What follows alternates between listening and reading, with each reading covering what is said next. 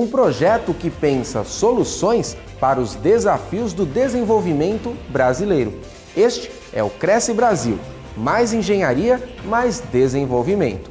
O projeto da Federação Nacional dos Engenheiros é tema da nossa entrevista nesta edição. Quem conversa conosco é Marco Aurélio Cabral Pinto e também Carlos Monte. Além deste assunto, veja mais. A reportagem da semana mostra qual o destino da contribuição sindical. Saiba também o que é este imposto e de que maneira ele afeta a vida dos engenheiros. E agora, veja a sessão No Ponto.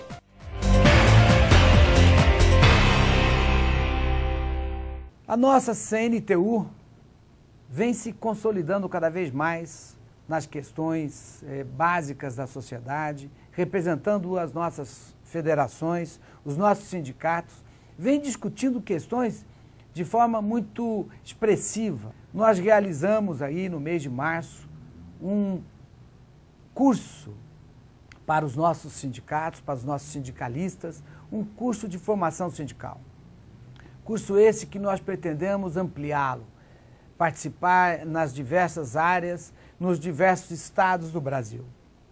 Esse curso visa a dar formação, a dar entendimento aos nossos sindicatos e federações sobre as questões sindicais, sobre as negociações, sobre a economia brasileira e sobre a política sindical brasileira. É importante para nós entendemos que a CNTU vem cada vez mais ocupando o seu espaço, vem cada vez mais se colocando nas maiores conversas, as maiores discussões brasileiras, da sociedade brasileira. Dando sequência ao Jornal do Engenheiro, nesta entrevista vamos tratar a respeito do Cresce Brasil, mais engenharia, mais desenvolvimento. O que é esse projeto? O que ele propõe para a sociedade? Para conversar conosco neste primeiro bloco, estamos recebendo Marco Aurélio Cabral Pinto, que é professor da Universidade Federal Fluminense e que está presente neste processo desde a sua gênese. Professor, é um prazer recebê-lo aqui. Prazer é todo meu. Professor, vamos primeiramente conceituar o que é o Cresce Brasil e como ele começou. Bom, Fábio, a minha visão sobre o Cresce Brasil, ele é o resultado, de uma convergência, de uma coordenação de esforços dentro do movimento sindical brasileiro, liderado pelos engenheiros. Então, nós hoje temos uma reflexão sistemática de técnicos que estão a par da tecnologia e da situação brasileira nos vários setores da infraestrutura e da indústria, ajudando aí o governo federal, os governos estaduais e municipais, o Brasil, a pensar no seu futuro, no seu presente e como a gente pode fazer para chegar lá. É muito importante isso, Fábio, porque o movimento ele não é partidário. E isso faz com que a nossa coordenação de esforços seja muito mais objetiva e que produza, então, uma agenda concreta e positiva para o desenvolvimento brasileiro. E, professor, o Cresce Brasil é um projeto da Federação Nacional dos Engenheiros, né? Porém, ele é multidisciplinar, né? O senhor dá aula para engenheiros, né?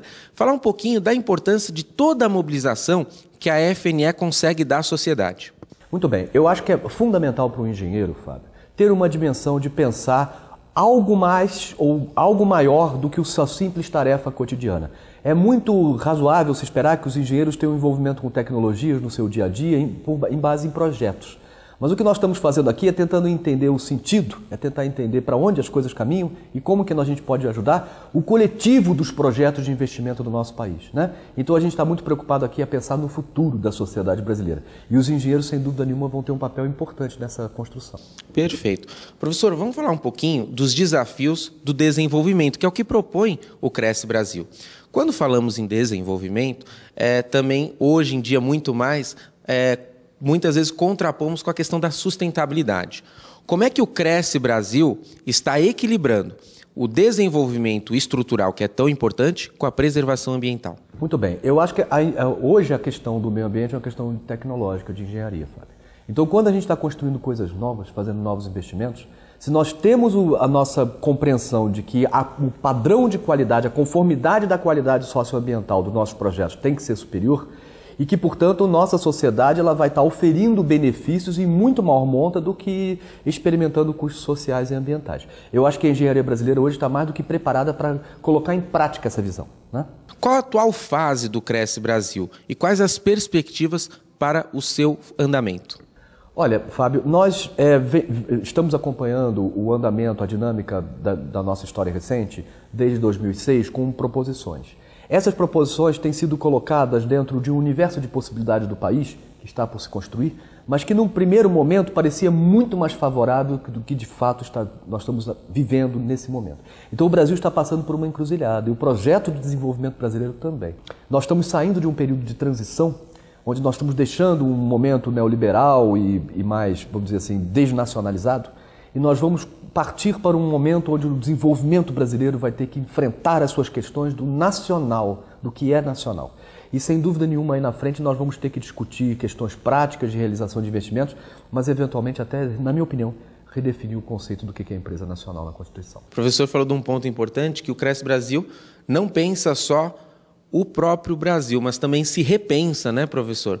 A importância de se debater e de ter nomes chaves e consagrados do pensamento brasileiro contribuindo. Fala um pouquinho de quem ajuda o Cresce Brasil. São professores universitários, pensadores, sociólogos, engenheiros, ou seja, uma gama. Fala um pouquinho desse time. Eu acho que o time é fundamentalmente atraído com base no conhecimento demonstrado para a sociedade.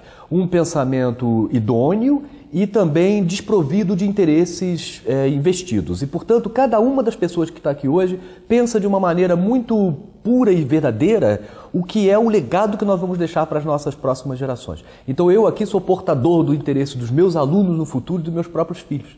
E eu acho que as chaves que a engenharia nos proporcionam é, em grande medida, útil nesse momento, na medida em que a gente vai ter uma metodologia de análise aplicada de maneira mais ou menos racional e científica e compartilhada por todos os membros.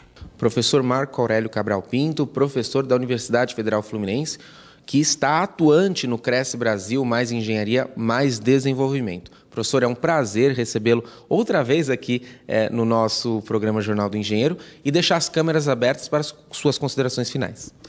Fábio, eu manifesto aqui a minha satisfação de estar participando desse processo. Eu acho que esse é um movimento que deveria incluir não apenas todos os engenheiros formados, mas também aqueles que estão estudando ou que desejam ser engenheiros um dia, porque o que nós estamos lutando aqui em última instância é por um Brasil soberano, com tecnologia e portador de um futuro próprio.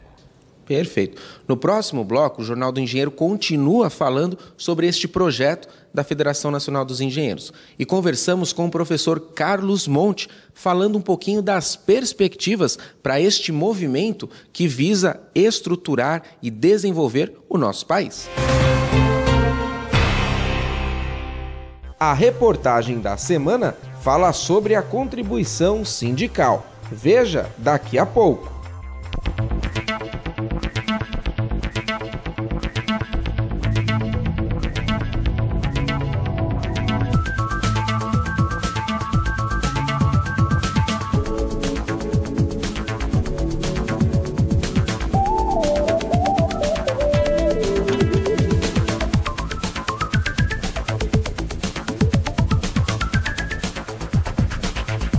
O Jornal do Engenheiro publicou.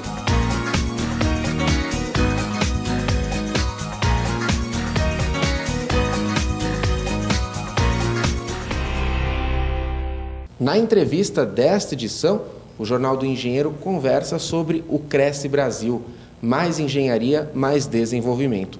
Um projeto da Federação Nacional dos Engenheiros e os seus sindicatos, que desde 2006 debate desenvolvimento sustentável e também com inclusão social.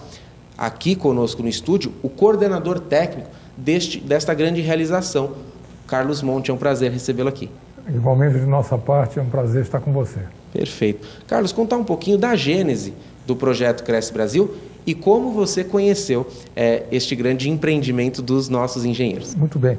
O Cresce Brasil nasceu de uma ideia do professor Carlos Lessa, grande economista, que foi reitor da Universidade Federal do Rio de Janeiro e que depois foi presidente do BNDES, e que numa conversa com a diretoria da Federação Nacional dos Engenheiros e do Sindicato dos Engenheiros de São Paulo, sugeriu uma pauta voltada para o desenvolvimento, no momento em que a sociedade brasileira estava, digamos, acordando do torpor que acometeu nos governos Fernando Henrique, por força de uma visão muito conservadora em relação ao seu desenvolvimento. O Brasil estava precisando de um impulso, e a ideia foi exatamente propor uma discussão das formas pelas quais se poderia avançar com o desenvolvimento, respeitada promovendo-se uma redução da taxa de juros para aumentar o volume de recursos disponíveis.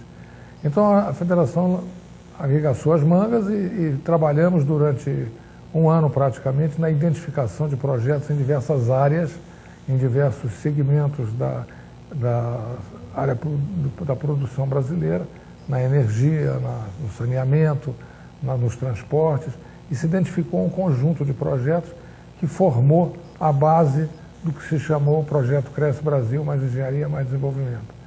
O fato fundamental foi que esse projeto foi levado a conhecimento das campanhas eleitorais que disputavam a presidência da República em 2007 e foi finalmente adotada pela candidatura vitoriosa, que era do presidente Lula, na forma do PAC, do Programa de Aceleração do Crescimento, que tem uma estrutura muito semelhante àquela que a gente propôs naquela ocasião. Quer dizer, a agenda da sociedade pautando a agenda política, né? Eu diria que sim. É evidente que alguns aspectos dessa agenda da sociedade eram de caráter bastante geral, em termos de concordância, mas realmente precisava um impulso, precisava de uma iniciativa provocadora naquele momento. E eu acho que esse foi o papel fundamental do Cresce Brasil. Carlos Monti, o Cresce Brasil ele não para de se reinventar, de se repensar. Qual é o atual momento deste projeto? Bom, eu diria que durante algum tempo nós estivemos muito preocupados em acompanhar os projetos incluídos no PAC e promover uma comparação com aquilo que tinha sido proposto em termos de Cresce Brasil. Eu diria a você que tem alguns projetos que a gente encaminhou como necessidades e que não foram tocados com o mesmo interesse pelo governo e vice-versa. Lembro desse momento de duas coisas que posteriormente até foram reconhecidas. Uma foi o Programa Nuclear Brasileiro. Era a proposta do sindicato, a necessidade da federação e do sindicato, a necessidade de que o projeto nuclear brasileiro continuasse, ainda que num ritmo prudente. E isso não foi incluído no PAC numa primeira versão, foi incluído mais tarde. A segunda coisa que nós, pessoalmente, não tínhamos a mesma opinião do governo federal era a importância do trem-bala, que é um projeto extremamente caro e que tem pouco efeito para aumento da capacidade de transporte de carga e de aumento da eficiência do sistema de transporte básico brasileiro em relação às suas exportações, em relação à sua ligação com os portos brasileiros. São dois exemplos. O momento atual é que, na realidade, o Cresce Brasil, transformado, digamos, em PAC, tem apresentado dificuldades na sua execução. Nós estamos com dificuldades de execução. Essa dificuldade resulta, em grande parte, do processo democrático brasileiro que avançou bastante. E hoje você tem uma série de órgãos, organismos que, de certa maneira, travam o desenvolvimento no sentido de que exigem o cumprimento de algumas agendas políticas e técnicas que, entre elas, a gente pode citar a questão do meio ambiente. Outra é as ações do Tribunal de Contas, procurando esmiuçar os gastos nos projetos que estão sendo executados, o que às vezes atrasa a atuação do Ministério Público, que também, por demanda da sociedade em diversos sentidos, acaba intervindo um pouco nessa agenda. E, finalmente, a questão da execução orçamentária propriamente dita, que é difícil, até porque nós temos ainda que obedecer à Lei 8866, que é a lei que rege as concorrências e que ela tem exigências burocráticas muito extensas. Então, você está enfrentando um problema que é a dificuldade na execução dos programas. Por aí, eu acredito que a nova fase do Cresce Brasil vai abordar, em grande essência, a dificuldade nessa execução. que de resto é uma preocupação que o sindicato e a federação já identificaram quando lançaram em conjunto no bojo da CNTU o projeto do Brasil Inteligente. O Brasil Inteligente é uma forma de pensar a realidade brasileira para que você não coloque as barreiras democráticas em contraposição à necessidade do desenvolvimento do país. Ela tem que ser usada, sim, mas ela tem que ser feita de forma a estimular que o desenvolvimento possa acontecer e não que ele seja travado. Eu acho que essa é a dificuldade no momento que a gente está enfrentando. O governo tem recurso, tem vontade de fazer, tem iniciativa por fazer, mas as coisas andam muito devagar e, consequentemente, a agenda do desenvolvimento caminha devagar. E isso tem efeitos, porque como o investimento público aqui, na realidade, puxa a ação do setor privado como decorrência desse esforço de investimento do governo federal como ponto de partida, a gente fica atrasado nessa questão e o crescimento, embora reconhecendo que houve aspectos internacionais que pesaram, ele tem ido muito mais devagar do que a gente imaginava. E a gente precisa vencer essas barreiras agora. Então, eu diria que o momento atual do Cresce Brasil é pensar inteligentemente as barreiras que estão impedindo o andamento do projeto numa velocidade eficiente. Perfeito, perfeito. Nesta edição, a entrevista aborda o programa Cresce Brasil, o projeto Cresce Brasil mais Engenharia, mais Desenvolvimento. Um projeto pensado pela Federação Nacional dos Engenheiros. Carlos Monte, é um prazer recebê-lo aqui. Deixo as câmeras abertas para suas considerações finais. Pois não. Eu queria agradecer o apoio incondicional que a gente tem recebido da Federação e do Sindicato dos Engenheiros de São Paulo para a realização desse esforço do Cresce Brasil. Em nenhum momento a gente sentiu uma posição de desânimo ou de desarticulação e isso me torna ainda mais prazeroso manter o contato permanente com os engenheiros, visto que a gente percebe que está sendo valorizado o papel que a gente está desempenhando. Portanto, a minha palavra final é uma palavra de agradecimento à Federação, ao Sindicato e aos engenheiros brasileiros com os quais pretendo continuar essa luta. Muito obrigado, viu? De nada. No próximo bloco, o Jornal do Engenheiro conversa com Marco Aurélio Cabral Pinto, professor da Universidade Federal Fluminense, onde vamos conversar mais sobre o Cresce Brasil e também como é que o setor acadêmico está envolvido neste debate. Curta a página do CESP no Facebook. Fotos, vídeos, eventos, à sua inteira disposição. Interaja!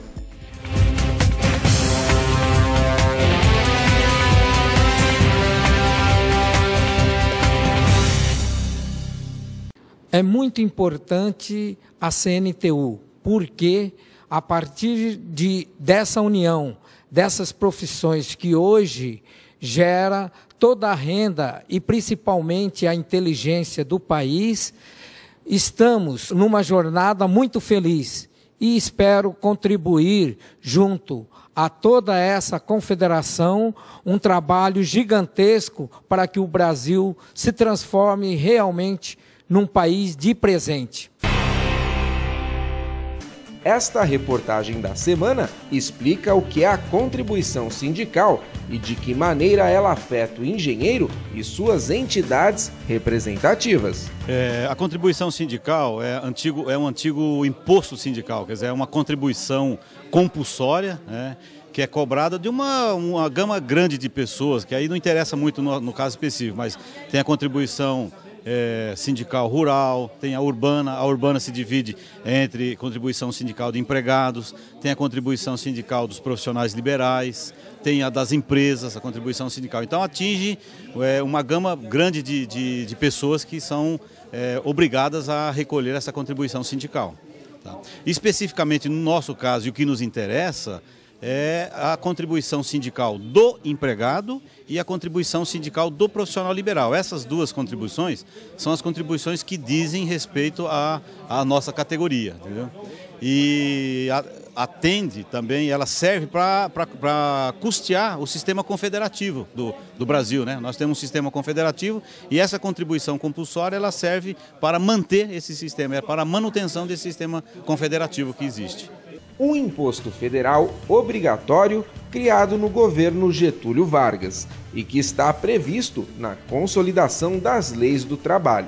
A contribuição sindical equivale a um dia de trabalho por ano e deve ser paga por todos os profissionais. A contribuição sindical do profissional liberal, ela é uma contribuição um pouquinho diferenciada. O profissional liberal ele tem que recolher essa contribuição sindical no mês de fevereiro. Ela é obrigatória para todos os profissionais liberais e sem o pagamento dessa contribuição sindical, o profissional liberal não está apto a exercer a sua profissão, entendeu? Então, um dos requisitos para que o profissional liberal possa exercer a sua profissão é o pagamento da contribuição sindical. Veja bem, para o empregado, também o empregador ele tem uma obrigação. Aí no caso do empregado, o empregador é que tem a obrigação de descontar no mês de março um dia da sua remuneração, que é a contribuição sindical, e repassar para o respectivo sindicato. Então, cada sindicato, o empregador recolhe de todos os seus empregados e repassa para o empregador. O vencimento da contribuição sindical é sempre no último dia útil do mês de fevereiro. E o engenheiro pode escolher recolher o imposto de duas formas: desconto direto na folha de pagamento ou por meio de boleto emitido pelo seu sindicato.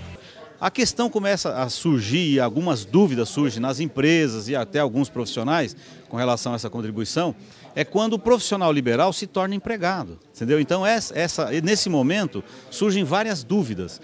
E aí eu tenho sempre dito em reuniões, em conversa com as pessoas e até com RH das empresas, eu tenho dito o seguinte: a contribuição sindical do profissional liberal, ela tem que ser sempre paga, não existe nenhuma exceção na lei que desobriga esse profissional liberal de pagar a contribuição sindical no mês de fevereiro. Então essa contribuição sindical do profissional liberal, ela é sempre devida, porque ela é um pré-requisito para que esse profissional exerça a sua profissão. E quando esse profissional liberal se torna empregado e na empresa ele também exerce essas atribuições, a lei exige que também, pelo fato dele ser empregado, e aí é um outro fator que gera essa contribuição, é o fato dele ser empregado. Então, quando ele se torna empregado, o empregador é obrigado, porque está na legislação, que o empregador é obrigado a descontar desse empregado. Então, a rigor, o profissional liberal teria que pagar a contribuição sindical dele próprio, do profissional liberal, e quando ele está regido por um contrato de trabalho, de emprego, ele também está obrigado a pagar um dia de remuneração, aí ele teria duas contribuições. Aí a lei faz uma exceção, então existe uma exceção na legislação que diz o seguinte: quando o profissional liberal efetua o pagamento da contribuição dele no mês de fevereiro, do profissional liberal, ele tem a faculdade e a opção de se dirigir à empresa e dizer: olha, já paguei a contribuição sindical do profissional liberal, então eu quero ficar isento desse desconto desse dia, do empregado.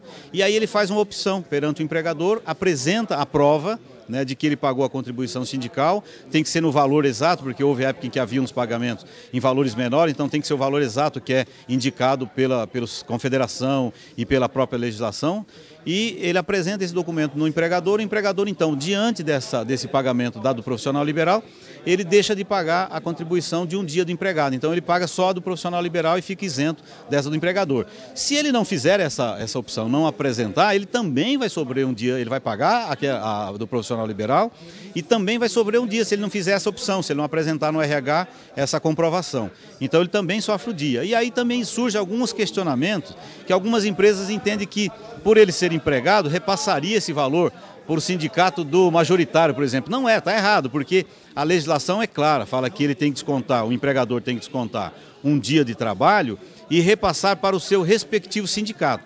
Ora, se na empresa, ele, embora seja sendo empregado, ele exerce as atribuições de um profissional liberal, o empregador tem que passar para os sindicatos dos engenheiros, né? No caso, por exemplo, de ser um engenheiro, entendeu? E às vezes há uma confusão nesse repasse. Isso a gente tem demonstrado, tem mostrado em alguns eventos que isso está na própria legislação e as empresas, de uma forma geral, têm entendido essa necessidade de fazer o repasse adequado.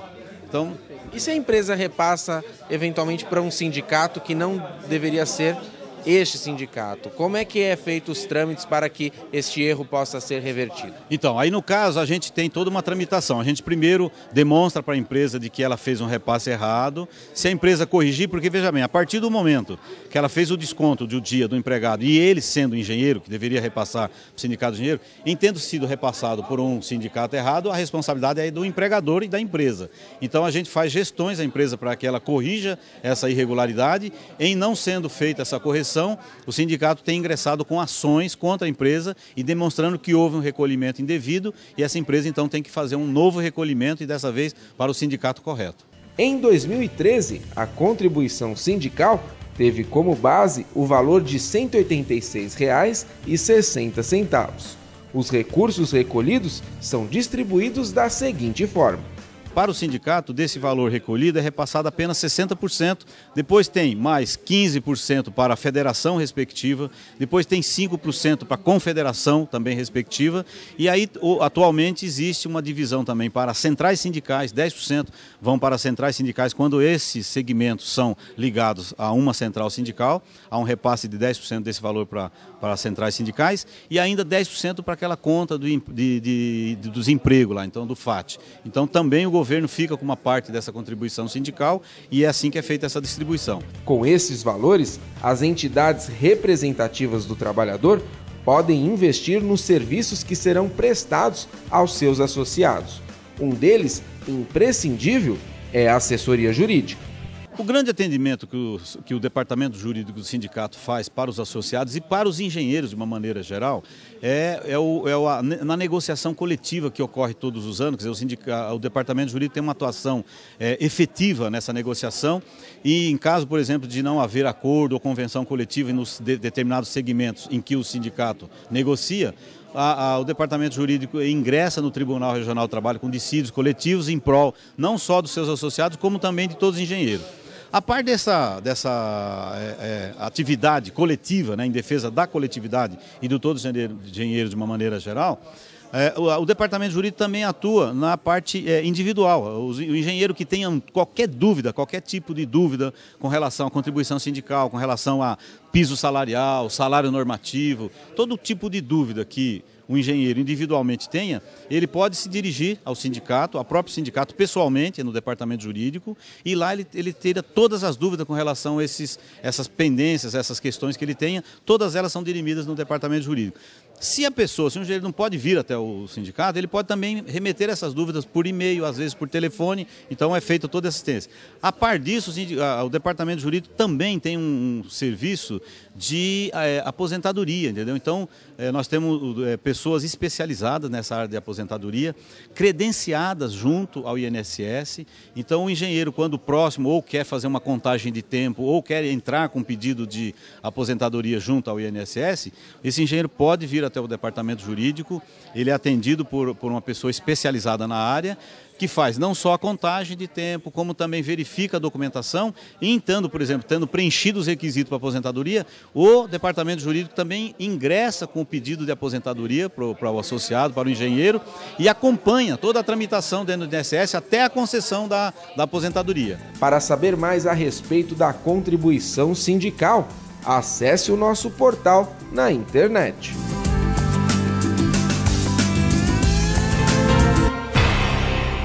Associe-se ao CESP pela internet. Juntos somos mais fortes.